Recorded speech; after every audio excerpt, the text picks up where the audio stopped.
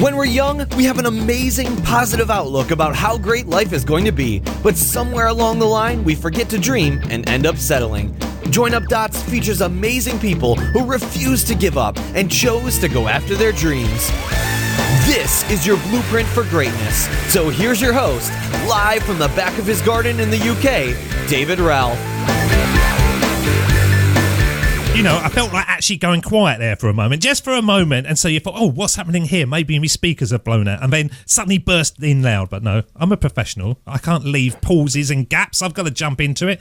And today's guest that I've got on the show, he's an absolute delight because I actually connected with him a while back when I was on his show, and quite rudely, I didn't invite him on mine. I don't know why, but I apologised to him. We're okay now. We're clunking the glasses, and we're going to deliver a good show for you because he is a man who, as I say, he afforded me the honour of being one of the first guests on his new podcast he created about a year and a half ago. At that time, he was a personal trainer and health club manager working in the Washington, D.C. area, who through his day-to-day interactions with his clients could see that his skills would be perfect for the online world. But how do you take an idea and transition to the point that you can have clients across the world? Well, first of all, you've got to get online, then you have to create an attractive offer, and then become visible to the right people. And he did this in startling effect, as over the past 10 years, he's coached hundreds of clients to figure out the number one limiting factor that holds people back from achieving great results in their life. He came to understand how to develop a strong mindset and realised that this is usually the missing link to the success that people wanted. And without a strong mindset, you won't be able to create better habits in your life, and without good habits, you never gain any serious momentum with your biggest goals. As he says, a few years ago, I started to feel like something was missing from my life. As much as I loved personal training, I felt a calling for something bigger. Wellness had made such a positive impact in my life. I felt obligated to pay it forward. I wanted to make a bigger impact and inspire more people. So what the heck was stopping me? Well, the fear of sharing my voice with the world and potentially failing. I was terrified of falling short. Now, in January 2015, his 25-year-old brother tragically passed away, and I suppose his death was the catalyst behind many big changes in his life, and he decided it was time to jump. Now, the fear of failure became obsolete when you come to terms with the fact that none of us are promised tomorrow. Losing a family member makes you start asking yourself the questions that many people put off for a lifetime. So he packed his bags, bought a one-way ticket to San Diego, and he hasn't looked back since. So why was he so scared at getting out there and looking back? Was it a fear that was valid? And what is the biggest piece of advice he gives to the world nowadays when they're looking to make changes in their own lives? Well, let's find out as we bring onto the show to start joining up dots with the one and only Mr. Ian Ryan. Good morning, Ian. How are you, sir? I am doing wonderful, David. Thank you so much for having me on your show. It's a pleasure to connect again, and what a wonderful intro. I look forward to this. Oh, it's going to be a good one, Ian. It's a good one. I'm rocking and rolling. I've bashed out 4 already. The energy's through me. I just feel like this is my thing. This is my thing. And I think you do as well, don't you? When you wake up every morning and you look at what you're creating, although all the pieces may not be exactly where you want, you still think it's your thing. Absolutely. We just talked a little bit about the pre-chat. Sometimes it doesn't all make sense. It's like a big puzzle, right, that we're constantly trying to put together. But at the end of the day, I'm blessed just to be able to wake up and do what I love, right, and share my passions with the world. I'm blessed just to wake up. That's one of my biggest fears. I die in the night and I don't know it. And I've got all these things planned and I just never sort of fulfill them. Okay, I wouldn't know, but it is a good thing, isn't it, to wake up with that kind of, come on, let's get going. Absolutely, man. Nothing better. So what are you doing in your life at the moment? You are in America, you are in Trump land, loving the Trump Meister, running around, or maybe not. That's funny, man. Yeah, I am loving life. I'm out here in San Diego, which you touched on in the intro, and I'm doing so many different things, it seems like, right? I'm trying to keep everything together and give my life a little bit of structure, but the main thing, David, is, I got this podcast that I started a year and a half ago, which is crazy because you were like the 3rd or 4th guest that I had on the show. And here we are reconnecting about 180 episodes later. And it's been quite a journey. I moved across the country. I was actually in D.C. when we recorded our interview. And now, I help online clients all over the world. My big thing is I help people balance a hectic career, the stresses that come along with running a business or being, a successful professional, and also staying on top of your health. Because I believe that without that, eventually you're going to fall and you're going to derail. So with that and the retreat business that I'm in the process of launching, a lot on my plate, but life is good, man. I was watching a program the other day, Ian, and it was called The Retreat, and it was an English TV presenter who does this thing called DIY SOS. So if you imagine like builders and handymen, his team go into an old wrecked house that somebody who's had a very sad story and they can't rectify it, and they go in and within about 7 days they turn it into this wonderful house and everybody's happy. I think you have similar programs in America, and you have that one, don't you? Move the bus or whatever that's called. Yeah, we do have something like that. Yeah, and so this guy, he was a real sort of builder, and it was meat pies and pints of beer and just sort of like rough man's sort of diet. And he went to this retreat for 3 weeks in Thailand. And the first week he was saying, this is a cult. I shouldn't be being told what to eat. And he was on these tiny little tablets. Well, by the second week, he started to say, I actually feel cleaner. I feel cleaner inside. I feel fresh, you know. By the third week, he was a changed man. He actually looked younger. He just looked like he had more energy. His sleeping was better. It was amazing. Now, you with your building the retreat, is that because of what he's putting in his body, or is that just the fact that he's separating himself from the constant notifications, the mobile texts, messages, all that? What do you think? Why did he become so young? Because I looked at it and thought, I fancy this. I'd end up looking like Brad Pitt by the end of the week. That's a great question. You know, I really think it's a mix of both, David. I mean, one of the big reasons behind wanting to launch this was selfishly because I found myself being in front of the computer too much, you know, doing these podcast interviews. And I feel that right now, you know, so many of us are bombarded by the notifications, you know, social media. And then you mix that in where a lot of people are on the go. They're not putting the right nutrients in their body and they're eating like crap. You mix those two things, and I just felt the calling for creating a retreat like this. And, you know, I think you go to an experience like this for a week or 3 weeks in the story that you just mentioned, and you just come out of it feeling refreshed, reinvigorated, and de-stressed, right? And if you've been eating the right foods, you've been moving your body, and you've kind of taken that space away from the day-to-day, when you come back into the society, you just feel fresh and inspired. So I think the reason that he feels so young is probably because it's a little bit of a mix of both. Did you think, though, that when you come back, I would always think I separate myself. I've done great benefits to my body, my mind, my spirit, but ultimately I know that I've got to come back into the world, and more often than not the world doesn't like you being different from them. And I'll give you a quick story.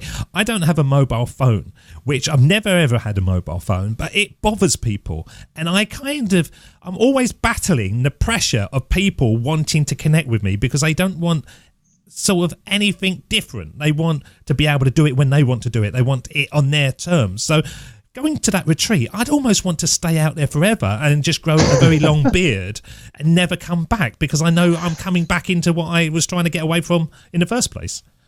Well, right now, by the way, you know, I have a long beard because sometimes, you know, I try to cut myself off from the rest of the world sometimes as well, you know, and just kind of like be that guy that escapes. And that's kind of what, you know, that's funny that you bring this up. I had a conversation. My buddy will actually be hosting the retreat with me.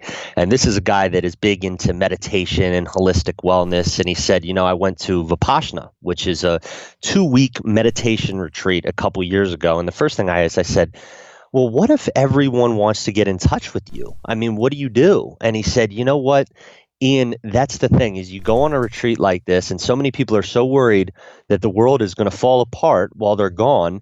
And the reality is you get off the retreat and you're like, oh my goodness, the world is working just fine. I just was cut off from my cell phone and everything else for 2 weeks, and nothing's broken.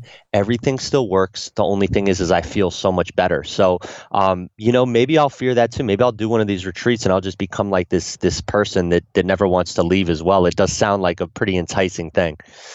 So how is the beard coming on then? Are we in like Forrest Gump category? Because I literally could grow a beard for about 7 weeks and I still look like a 12-year-old girl. My beard gets pretty thick. I will say that. I'll keep it growing. And then when I'm not recording interviews, let's say I'll go back into the real world, my girlfriend will look at me and she'll just give me this look. And I'm like, well, what's she looking at? I mean, I know I'm not that handsome of a guy. And then she'll give me these eyes, and I'll realize that it's time to trim the beard a little bit. So it is in the long state. It's grown pretty long. Occasionally I'll touch it up, but that's the thing. We do these podcasts and we're constantly in front of the computer. So when we're cut off from society sometimes and we're just like standing behind the computer, things can get out of hand sometimes. Did you think this is the entrepreneurial spirit, the kind of letting yourself go? Because I spent years and years and years wearing a suit and a tie and a jacket, and now the only time I wear a suit is when somebody dies and I've got to go to a funeral.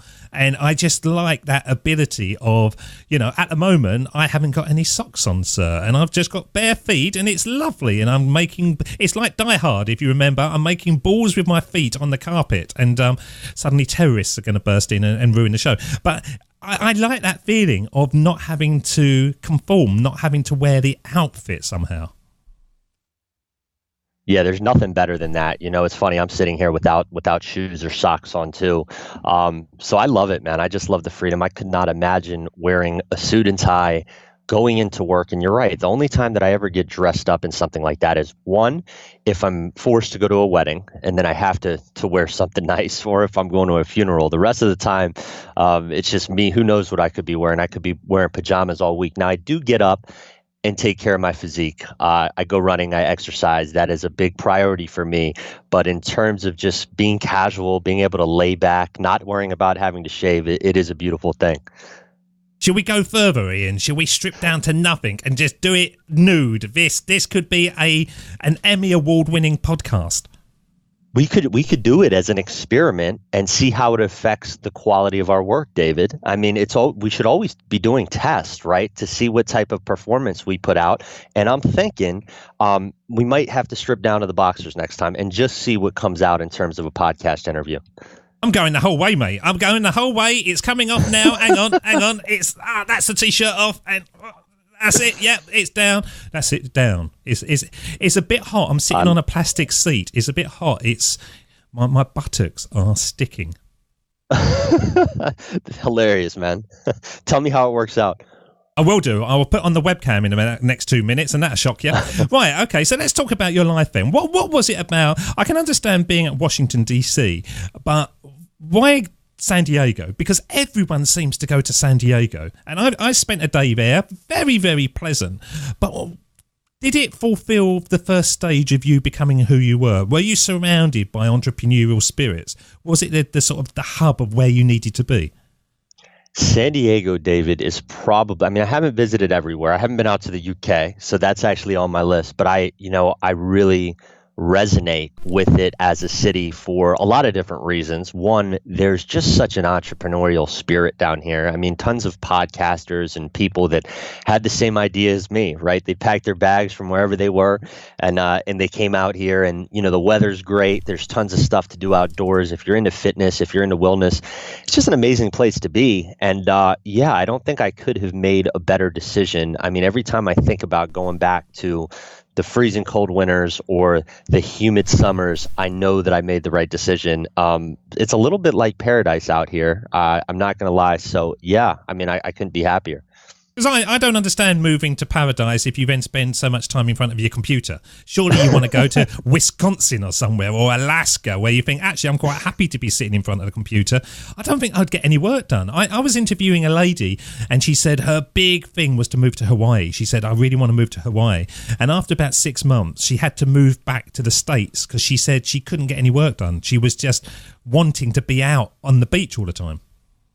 Yeah, well, there is that constant battle. Luckily, in my backyard, I have a cabana that I set up, and I usually record my podcast interviews and do work back there. But I will say, especially now, when the weather is amazing, you do want to be outside. So you have to kind of battle that back and forth. But it's great, because I can do my podcast stuff, I can do my online stuff, work with my clients, and then I can go hiking or I can go to the beach. But a lot of people, it's funny you say that, a lot of people move out here and they end up getting sucked into that culture where they want to be outside all day. They forget to do the work. And then unfortunately, they'll have to go back to wherever they're from because, life is just too good out here. But if you can balance it, it can be a beautiful thing.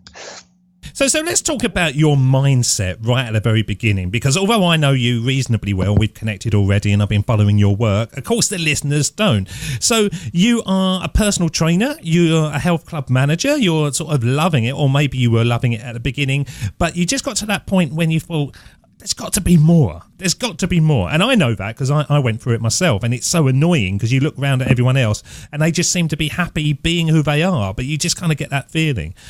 How did you sort of silence that, first of all? Because most of us don't allow it to come to the fore. We just keep on pushing it down for a period of time.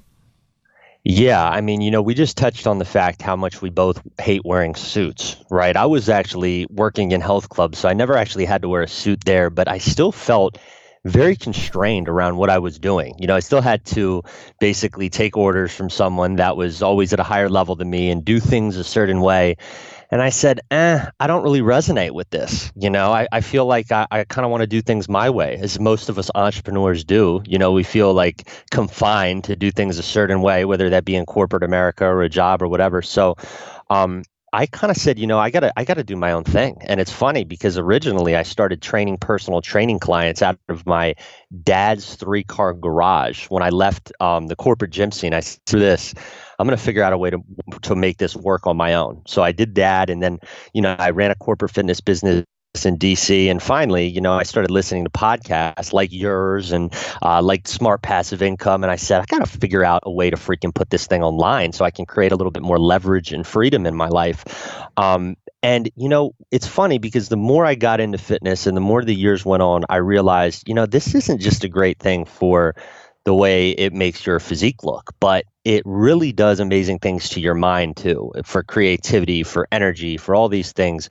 And it took a tragedy in my life really to say, you know what, I'm going for this whole online thing. I lost my brother, which we can hit on if you want, which was a big catalyst and a spark for me to say, you know what, I'm never going to settle. I'm going to figure out a way to make this work. And even if I struggle, and even if I have roadblocks, which we all do, which you do, which I do, which all of us entrepreneurs have, there's nothing worse, in my opinion, than to get to the end and wonder if you still had any gas left in the tank. That's like the biggest fear for me, man. So really, behind the podcast and my work, my goal is to help people feel and not only look amazing and feel confident, but also just feel inspired, and feel like, you know what, I'm really going after the things that light me up inside. And whether it works out or not, it really doesn't matter, but I'm not going to let fear dictate my decision making.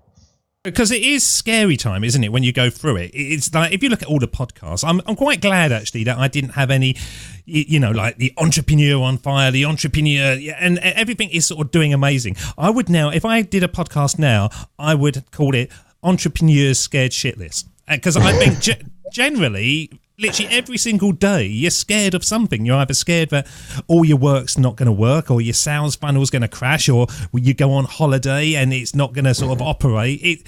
It's not plain sailing, is it? It's lovely because you can have time freedom. It's lovely that you can create your own income and you can, be naked while recording podcasts. But it's scary time all the time. 100%. And I always try to say this, my podcast, it's called Fearless and Healthy. Believe me, I have fears every day. There's stuff that comes up and, I'm afraid things aren't going to work out sometimes, and there's challenges and there's roadblocks, and there's a lot of freedom and there's a lot of good that comes out of it too. But anyone thinks that it's all, ice cream with the cherry on top is very mistaken. The entrepreneurial journey is quite a roller coaster. And it's not for everyone, but as I'm sure you could agree, I couldn't imagine doing anything else. Well, no, I couldn't, because I'm not skilled enough for anything else, really. I think once you find that thing that it just seems really, really easy, you kind of wonder why you struggle to learn the stuff that you're not very good at. I do most things in joinup.land, but there's certain bits that I was going to delegate it out, but then I decided I just won't bother and see if anything bad happens. And nothing bad happens, as you said earlier. Nothing bad happens. But you do have to find the skill set that's right for you, first of all, don't you? Absolutely. I think it's important. And I think it takes, taking a lot of imperfect action and just kind of diving in. I know for me, there's never really a perfect time to do anything. For me, it took some big things in my life to kind of say, okay, I'm going to jump in now, right? But at the end of the day, I mean, if you wait for all the stars to align, you're going to be waiting a long time. I mean, I think you just kind of have to like jump in, figure things out, really figure out and hone in on what is my superpower, what is my 10 or 20% that I can do really well, better than anyone else. And then, if your business gets to a point where you can delegate, great. But I don't think you really even know what that is until you jump in and you figure out what you're good at. And let me tell you, I mean, in my opinion, that comes from actually jumping in and taking action versus consuming more information. I'm going to play some words now, and we're going to jump back into that because it's really key. Here's Rocky. You, me, or nobody is going to hit as hard as life. But it ain't about how hard you hit. It's about how hard you can get hit and keep moving forward. How much you can take and keep moving forward. That's how winning is done.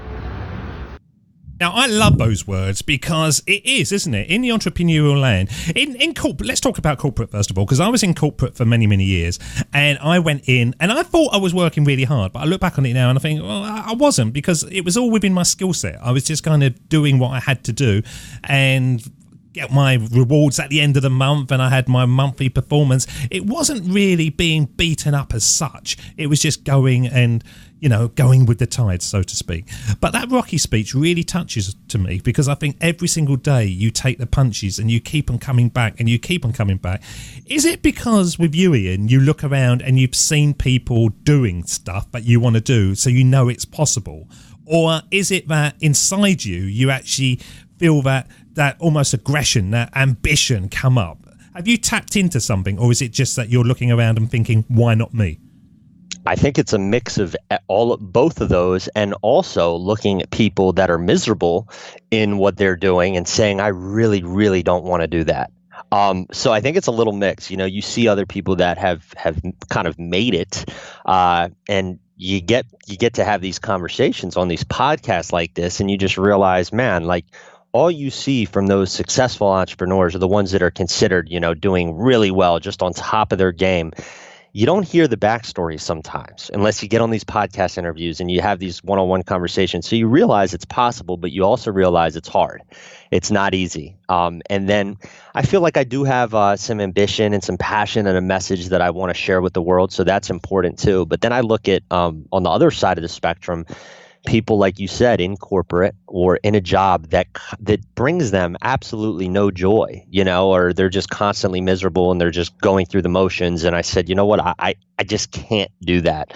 I'd rather kind of go after this entrepreneurial thing, and however it works out, but I'm going to keep on rolling with the punches. And like Rocky said, you kind of just have to keep on going after it, right? And there's a lot of gold in that journey, because you learn so much about yourself just as a human being, right? You have to be persistent, you have to be resilient, and you have to, like you said, just roll with the punches. Because that has become the whole metaphor of Join Up Dots. It wasn't at the beginning. It was the Steve Jobs motivational, which we'll hear later on. You've got to trust, you've got to move forward. But now we realize that the dark dots, that's it. That's the times, that's the learning periods, that's the growth. And without that, it would be really, really boring. I've had some times, not very many, where I've been sitting there thinking, oh, I'm going to stop this. This is just stupid. What's the point in doing this? I could just go and get a job and just be happy. But then about 30 seconds later, I think, I wouldn't be. I've got to do this. I've got to keep on moving forward with it. And it's like you're being pushed by an outside force. Without getting too woo-woo, it's like that. I always say you're in a corridor and one of the doors is your future, and it's one of those doors, and you've just got to try each door. And one of them's going to open and there's nothing there. The next one you're going to open and there's nothing there, but one of them. And as long as you know that, you're going to keep moving forward. But I never had that before I started this. Never had that image. It was just, I don't know, it was just time passed. I never was driven to do anything other than what was expected, really. Well, I think some people, and I think you would agree, they think there's this like linear line, and that's just like not the way it works. Like you mentioned, there's just so many different doors. and I look at like my experience out here, David, in San Diego. There's been so many up and down moments. The podcast has done well, but in terms of the coaching programs, it's like so many people have walked into my life. Different relationships through business and all this stuff have kind of appeared, and I've gone in one door and gone out the other, and I feel like all these different things are connecting me and leading me to this place. But at the end of the day, I truly believe that it's not necessarily about the destination that you get to, but the journey and the discovery that you go through on the way to getting to where you eventually want to go. And that is a way that I look at very differently now than when I first started, when I was like, man, I'm just going to, launch this podcast, and all of a sudden I'm just going to have all these people listening and I'm going to make all this money. Well, it doesn't really work like that, but it's beautiful. Just kind of go through the whole process and see what happens. I will say it's quite a journey, especially if we compare it to corporate America. Now, when you start something, obviously you're scrabbling around for cash and stuff, and I went through this, so I'm speaking from experience, and I talk about this a lot because it's really a sort of, I want people to understand that even though people are offering you money, when it's your money, you're scared to take it somehow. When somebody come along and they said, oh, I want you to coach me, I want you to mentor me. Now, I'm pretty good at it and I will do it, no problem at all. But in the early days, I didn't have that confidence in myself to justify it. It was like, oh no, go and ask somebody else. They're better at it. I can't really do that. Did you have that, or were you quite happy to go, yep, $1,000, give me the money and here I come? Well, I think we all go through that, and I had to actually go through some coaching programs myself and really learn that process. And one of the big things, and one of the big things someone said to me one time, said, Ian, you don't have to be necessarily the best in the world at what you're teaching yet to coach someone. You just have to be one or two levels ahead of the person that you're coaching so you can help them make a transformation. And I was like, aha, there's the distinction, right? And I started thinking about like the fitness stuff. It's like, I know the fitness stuff really, really well, but I guarantee you that, 8 or 10 years ago, I could have coached someone and got someone a result even when I was first getting started because I was so much ahead of where they are. So I think that's a big thing to think about. And then also realizing that we learn best when we teach others. That is when we learn more than anything, is when we actually take in that information and then apply it with other people. So yes, I did have that fear, but I learned quickly how to kind of turn that around. So how did you get your first clients then? Was it through the podcast? Was it through your previous work? So the very first online client I got was actually through a video on Facebook. So, it's funny because it probably was from the podcast. Someone probably connected with me. I'm trying to think who it was. So it was actually someone that I had known. It was in my network, and I launched a program. This is funny. This is actually good to hit on since we're here. I launched a program that I had never created before. But I was going through someone's program, and they said, look, what you got to do is you got to launch something, get the format down of what you're going to teach and launch it through social media or your podcast. And then if you get some interest, build it out while you're taking people through that program. And I was like, what? I had never heard of such a thing. I said, well, what do you mean? I mean, I got to have everything figured out. How can I launch a program? And it's fascinating because you take people through it, but you ask them exactly what they want while you're taking them through that program. So I thought that was a really a cool process to go through. And that's how I got my first client. That's how I got actually my first 4 people that I put through my online coaching program, was through a video series that I did on Facebook, where I basically launched my program. I collected the money and I put them through about 12 weeks of a holistic wellness type program online. And the other thing you learn as well is the people that buy your products don't actually want as much as you try to deliver. Now, I created something called Podcasters Mastery, and it was 330 plus videos, and it was teaching people not just how to record a podcast, but how to schedule emails and do Facebook ads and all that kind of stuff. It was the whole package to teach everyone how to run a successful podcast. And I've stripped it down massively, and it's about 60 videos now, because people just didn't need that. And it was only when I was going back and looking at the video data, I could see that probably 3/4 of them was never watched, but I created them. Now, the beauty of that is that I've just taken them and loaded them up onto YouTube because it's just content, and now I'm getting traffic that format. So it wasn't wasted time, but people don't expect you to over-deliver, do they? They just want that one simple thing. Well, I think it's a distinction to make because I don't always think it's content that people want. You know, people want to get a result. And sometimes as entrepreneurs, we think that that means providing, you know, every piece of content under the sun, when in reality, then we're just overloading them with information and sometimes confusing them. So what I've learned is really, you know, especially with the programs that I create now, it's like, how do I solve one problem and simplify it for them so they can get to where they want to go a lot quicker, instead of overwhelming them and bombarding them with like 87 steps. Well, how can we simplify this into a few action steps that are really going to get the result? Perfect. That is the way forward. Maybe four steps, bang, bang, bang, done and dusted. How do you feel, Ian, about the move now that I'm seeing away from online courses to online courses complementing live appearance by the host or the coach or whatever, so it's more an interactive thing? Maybe 2 years ago it was all watching videos, but I'm seeing it more now that people are actually throwing themselves into the mix as well. Well, you know, I think it's something that you got to look at because not everyone is necessarily comfortable with going live, right? And it's another one of those fears that you kind of have to break out of and realize, well, this is where the market is going. So if I'm going to have an online business, I might not be able to hide behind a microphone like I was able to do 3-4 years ago. And you really have to think about what the consumer wants. So, you know, live interaction just seems to be where things are going. People want more raw, authentic, on-the-go type content. So the way I feel about it is Facebook Live was a little uncomfortable for me initially. I'm still, you know, not as comfortable as I am with doing podcast interviews, but I realize like that's where things are going. People want to see the person that they're buying from, and they want the product to be associated with the face. So I guess that's where, you know, we're going to see things going. I think I heard something. It was a stat the other day my friend was sharing from me, and don't hold me to this, but you know, they said they had heard an interview with Mark Zuckerberg that said like by the end of 2018, 80% of content on Facebook was going to be done through video. So that is just an astounding thing to think about. That really, but a lot of it's crap, that's where the market is going.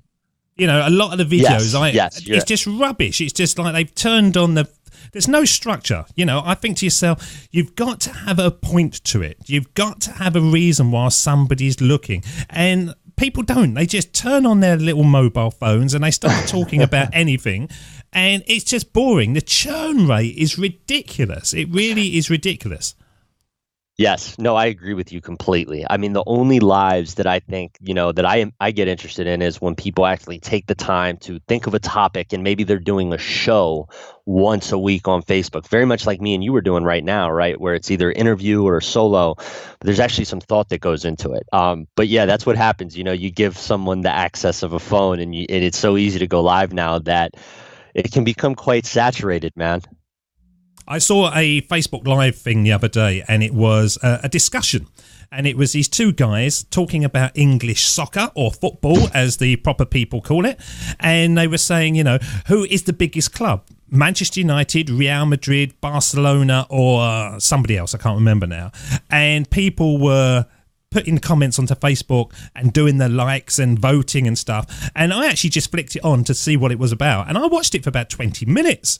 You know, because there was a reason for it. It was a structure. There was interaction. I thought it was the perfect format to do a kind of almost a survey type program to get people involved. And once I got that into my head, I thought, God, you could go this anyway. You could have somebody talking about health products and what would you have, this one or that one. And it's a good way of training yourself because you've got people live telling you what they most like.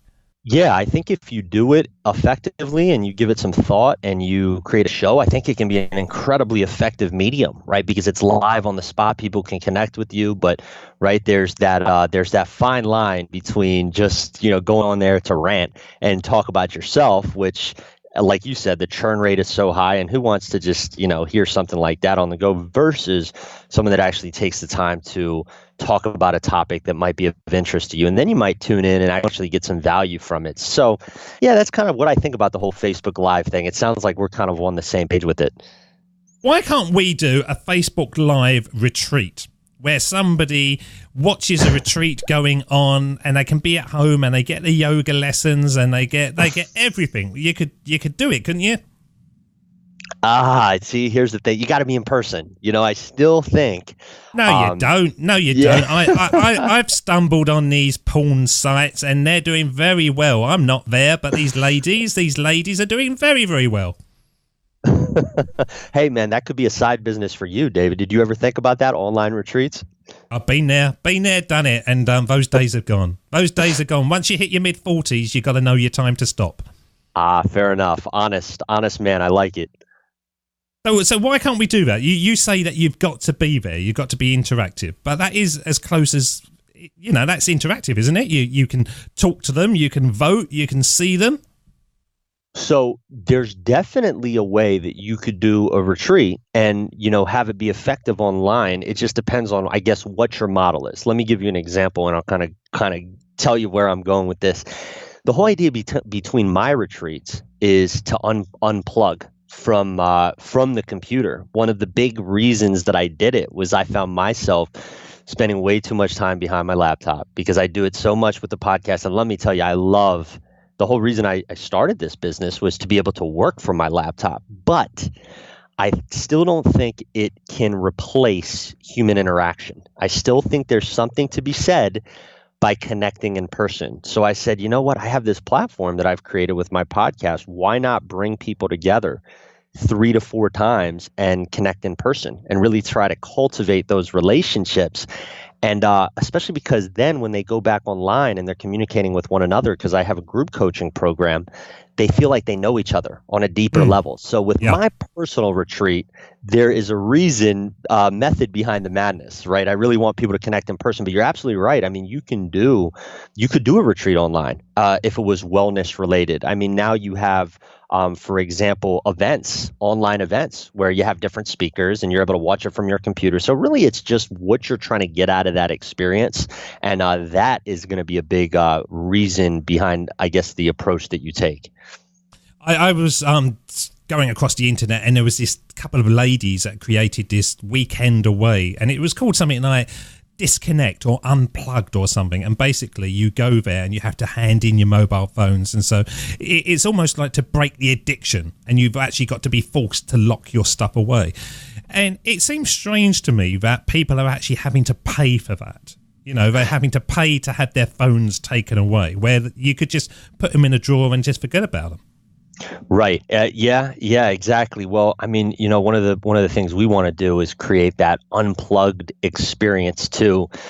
But I think you have to have, in my opinion, if you're doing a retreat, you can't charge just for the disconnection, right? You got to replace it with, the disconnection from technology. So yeah, the fact that people would pay just for that, that's a little strange for me too. But if you can say, hey, leave your phone at the door because we have all these freaking exciting things planned all day where you're going to connect, we're going to work, we're going to do fitness stuff, we're going to go on adventures, we're going to do all that, then that becomes something that I think is enticing, in my opinion, to go and experience.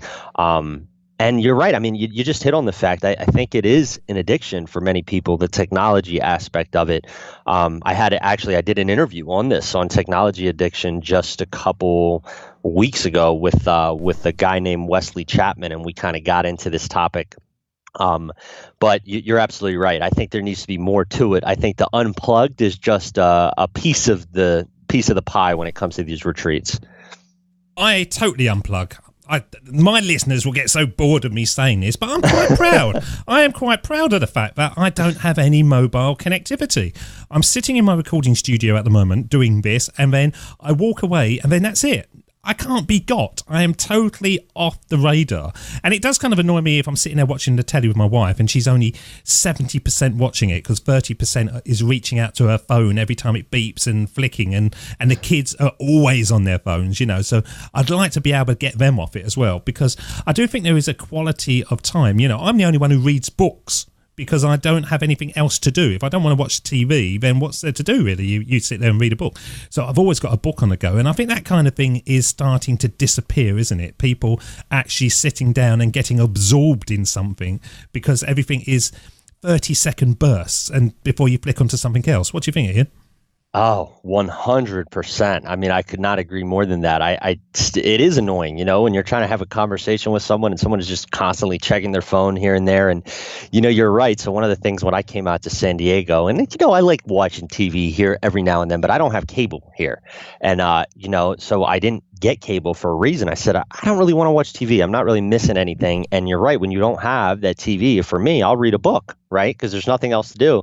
And there's something to be said to just like having that conversation without that phone going off and distracting you and constantly having something else vying for your attention. So definitely on the same page. And I do believe now, I mean, do you remember, David? I mean, you're a little bit older than I am, but still, when I was in high school, for example, we didn't even have cell phones. It's crazy how far things have moved in such a short period of time. And now it's just part of our everyday life, social media and all this stuff. And I'm blessed and so grateful that we have all these tools to connect us and grow these businesses. But at the same time, there is that element of just being able to kind of like unplug and disconnect and realize, hey, the world still exists without this technology, and trying to separate the two of them. It sounds like you do a pretty good job of that, but I know a lot of people struggle.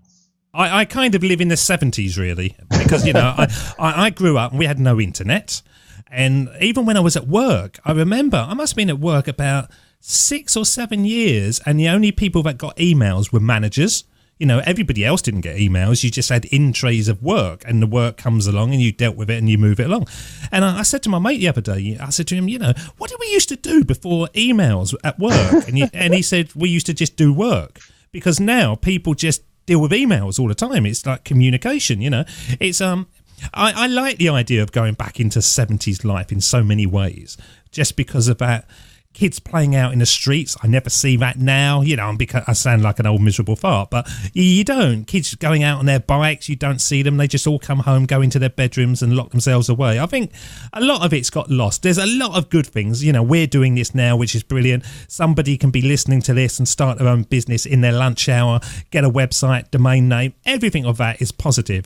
But there's enough, isn't there? There is enough. And I like nothing more than saying to the kids, there's been a power cut, the internet's gone down. Well, I've just taken the fuse out.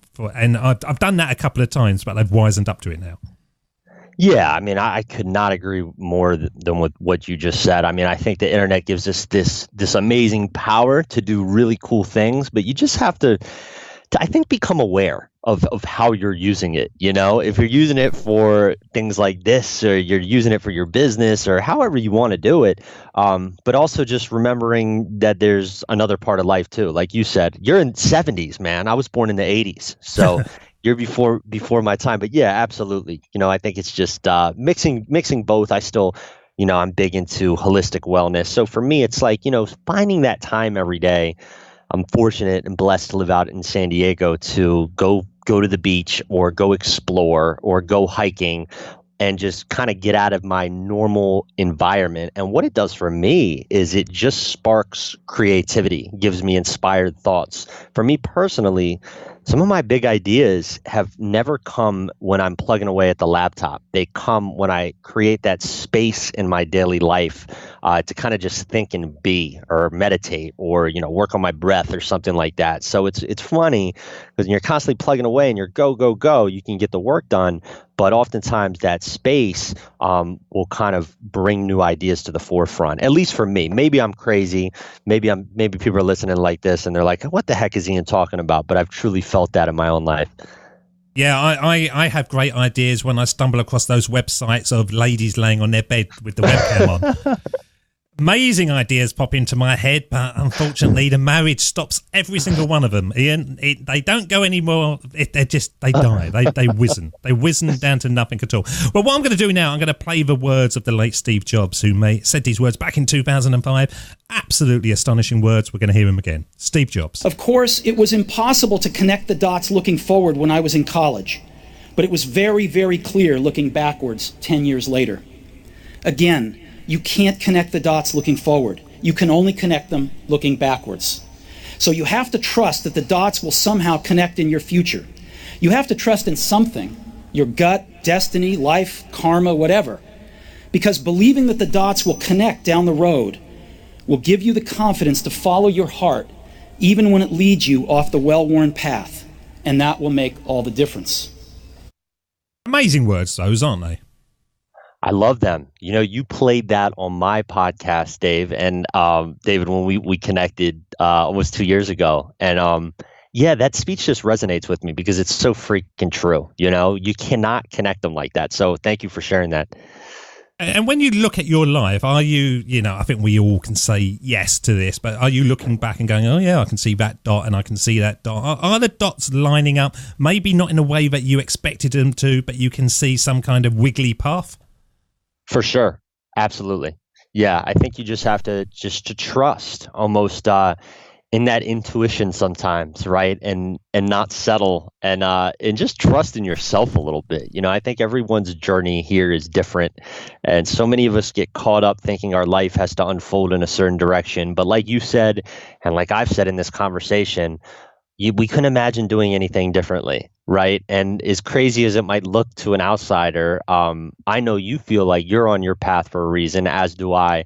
And I think everyone has that. So I think really that speech, listening to that, I think it hits home with so many people because I truly believe at some level, that's really what life is all about. And when is the retreat coming to the fore then? This is dots moving forward, but and where's it going to be as well?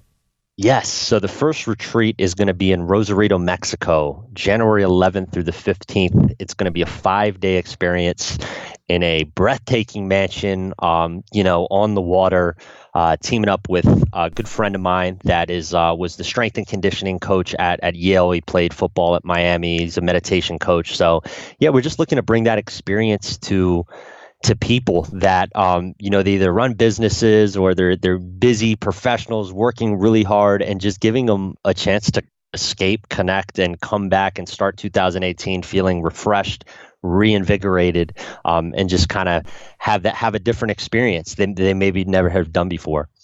It's really bizarre, but when you said it was going to be in Mexico, I had this vision of that film From Dusk Till Dawn. Do you remember that film? Do you remember that with all the vampires and stuff?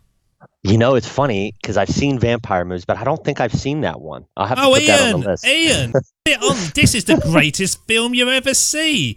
Everybody, even if you're in jobs at the moment, even if you like a nice rom-com, you got to watch From Dusk Till Dawn, the original one with George Clooney. Half of it's road movie, second half is just vampire fury, basically vampire fury. It's the most perfectly mismatched 2 parts of a film you're ever going to see. Absolutely brilliant. I will put that on the list. I don't have cable, but maybe I'll get it on Netflix and I'll have to follow up with you and tell you what I think. You do that, and you'll love it. Great popcorn movie. Well, Ian, it's been an absolute great delight to have you on the show, but because before we let you go, we've got to send you back in time. And this is the part of the show that we call a sermon on the mic, when we send you back in time to have a one-on-one with your younger self. And if you could go back in time and speak to the young Ian, what age would you choose and what advice would you give? Well, we're going to find out because I'm going to play the theme, and when it fades, you're up. This is the Sermon on the Mic.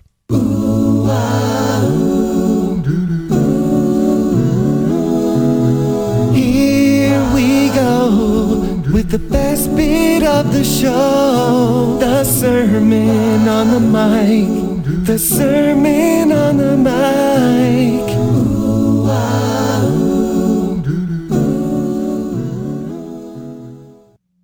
All right, we are back. So if I could, have a conversation, I would say just to trust in yourself. If you're feeling the itch to go explore, go explore. Your life doesn't have to look like anyone else's. We're all on our own path. We're on our own journey. And trust that you'll figure things out and learn stuff about you along the way. I would take action sooner and realize that no one has it all figured out. I think we're always looking for that perfect time. So just get out there and make it happen. And you will, little Ian. You will do great stuff. And one day you will be on a podcast that you will then go and watch vampire movies for the whole afternoon. and it's going to be perfect. It's going to be perfect. Ian, what's the number one best way that our audience can connect with you, sir? Yes. So thank you so much for having me. I just want to acknowledge you, David, for what you do and bringing this podcast to everyone. You can check out my podcast. It's Fearless and Healthy. Fearless and Healthy. I talk to people every week. It's a weekly show that I'm really excited about. And also, David, I'm going to send you this link. But if you go to fearlessandhealthy.com/podcast, I actually created a little guide for your listeners that will show them how to create a health routine for their busy and hectic lifestyle. And also there's a workshop on meditation and stress relief. So if you want that, absolutely free, no catch with that. And thank you so much for tuning in. That is great. And we will have all the links on the show notes. Ian, thank you so much for spending time with us today, joining up those dots. And please come back again when you have more dots to join up, because I do believe that by joining up the dots and connecting our past, it's the best way to build our futures. Ian, thank you so much. Awesome. Thank you for your time, David. It's been a pleasure. Ian Ryan. It's really interesting how you connect virtually, and I was on his show and he was on my show, and you don't really speak again in that interim, but there's a deep connection that is formed when you have these kind of conversations, because they're not the kind of conversations you normally have with your mates. Mates are kind of just peripheral things, just silly stuff, and podcasts really do build that connection. So if you are looking at building a network, which is gold, I really recommend becoming a podcaster or getting on Facebook Live, because there is a connection that is liberating that you build by these kind of conversations, whatever you want to do. But it's interesting. I felt really sort of connected with Ian there. Great guy. Thank you so much, as always, for listening to Join Up Dots. Thank you so much for everyone that says nice things about the show. It's really, really pleasant to see. And of course, if you could leave a rating and review on iTunes, always love to see those. Thank you so much. But until next time, we'll see you again. Cheers. See ya. Bye-bye. David doesn't want you to become a faded version of the brilliant self you were once to become. So he's put together an amazing guide for you called the 8 Pieces of Advice That Every Successful Entrepreneur Practices, including the 2 that changed his life. Head over to joinupdots.com to download this amazing guide for free, and we'll see you tomorrow on Join Up Dots.